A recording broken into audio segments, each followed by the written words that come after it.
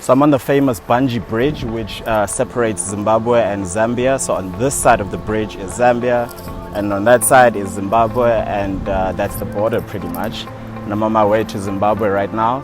I thought, nah, that was the end. But then you realize, wow, this is the most amazing thing ever. Yeah. At one point. Would you do it again? 100%. Yeah. So I went on Instagram and I DM'd these two beautiful sisters, and I said, I'm in Zimbabwe, let's go check out Chinhoyi Caves. And guess what they said?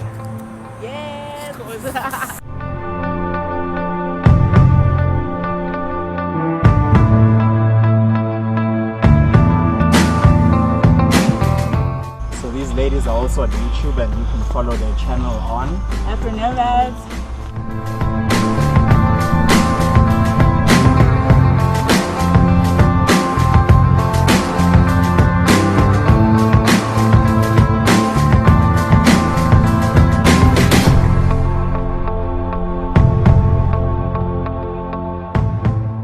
So that's it, Chinhoyi Caves. That's probably the bluest water I've ever seen.